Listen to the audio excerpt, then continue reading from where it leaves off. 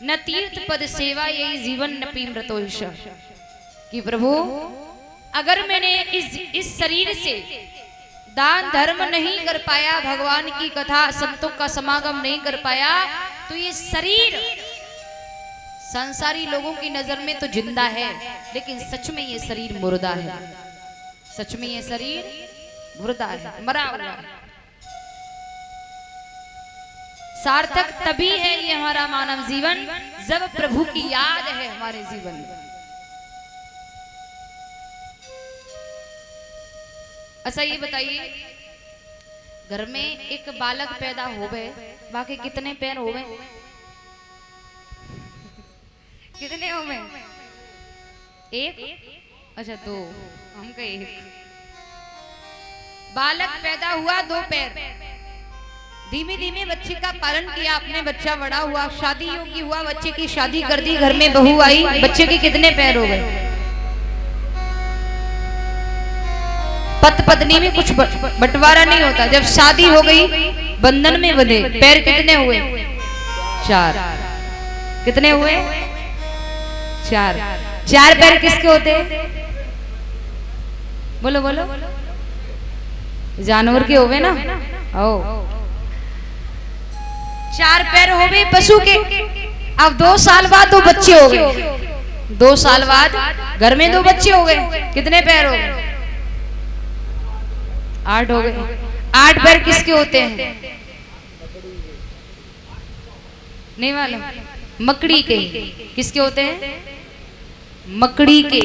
सारी जिंदगी भर मकड़ी की तरह जारा बनाते रहो, फिर बाहर निकलने वाले। अब आप लोग विचार करते होंगे, बेटा तुम्हारे कहने के अनुसार कोई दुनिया में अपनी शादी ना करे? बोले नहीं, मैं ये नहीं कहती हूँ कि शादी ना करिए। स्वयं भगवान श्री कृष्ण ने कहा है कि सबसे बड़ा आश्रम है वो है गृहस्थ आश्रम।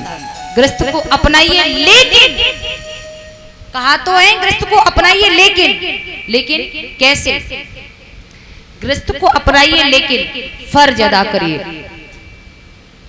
आपने देखा होगा कहीं बालू पड़ी हो, बालू में आप खूंटा गाड़ दीजिएगा और आप उस खूंटे को बालू में से, उस खूंटे को अगर 1 साल बाद भी उखाड़ोगे तो आपको खूंटा उखाड़ने में दिक्कत नहीं होगी। और वही खूंटा अगर आपने चिकनी मिट्टी में गाड़ दिया, खूंटा उखाड़ लोगे 1 साल बाद।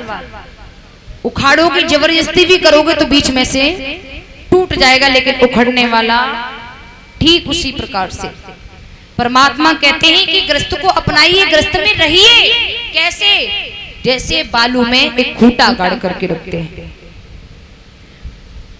फर्ज अदा करिए, शादी करिए, बच्चे करिए, जो कर्तव्य होता है अदा करिएगा। और कर्तव्य बच्चे किए, बच्चा पैरों पर खड़ा हुआ, फिर खूंटा को उखाड़ने में देरी मत करिए। फर्ज अदा करने के बाद खूंटा उखाड़िए, किसी सदगुरु, किसी गुरु की सड़ागति लेकर के परम सत्य की ओर चले जाइए, फिर पीछे मुड़ करके मत देखिए। महाराज समझ रहे हैं आप? लेकिन तुम तो घूटा घड़ी रहे हो अभी। अच्छा अभी घड़ा है, अभी लल्ला लल्ली शादी हो गई। जी जी, फर्ज अदा करिए। गृहस्थ का पालन करना ये धर्म है। क्या है? कर्तव्य है। मतलब जो गृहस्थ काम पालन कर रही है मेरा कर्तव्य है। धर्म क्या है? गृहस्थ का पालन करने के साथ साथ भगवान की याद, भागवत जी, गीता जी, रामायण जी का अध्ययन करना, घर में पढ़ना, ये धर्म है। और इस धर्म से भी ऊपर है कुछ। क्या? गृहस्थ को भी पाने के बाद महाराज, अगर तुम्हारे घर में सुलक्षणी नारी है तो उसे भी भागवत जी से जोड़िए। भागवत जी में तो यहाँ तक कहा है कि तेनियम वांगमयी मूर्ति प्रतीक्षा वर्तते हरे, सेवनाथ श्रवणाथ पाठात दर्शनाथ।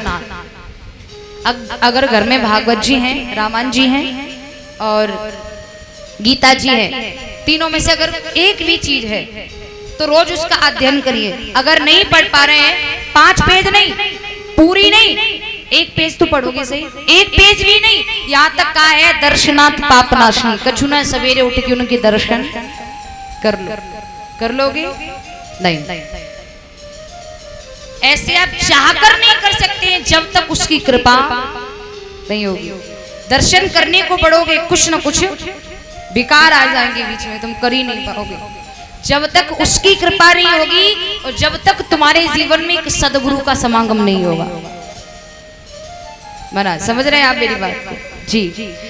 तो यहाँ तक कहा है कि भागवत जी, रामायण जी, गीता जी सुबह उठ करके कुछ नहीं, तेनियम भांगमयी मूर्ति प्रतीक्षा वर्तते हरे, सेवनात् श्रवणात् पाठात् दर्शनात्।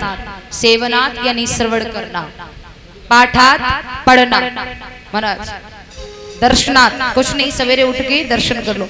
इन चारों में से अगर एक भी व्यक्ति के जीवन में है तो पाप नाशनी, अगर एक भी है तुम्हारे पापों का नाश हो जाएगा, पाप क्षीण हो जाएंगे। मैं नहीं कह रही हूं, भागवत जी प्रमाणित है। लेकिन इतना भी करना हर एक किसी के वश की बात कहा भी है।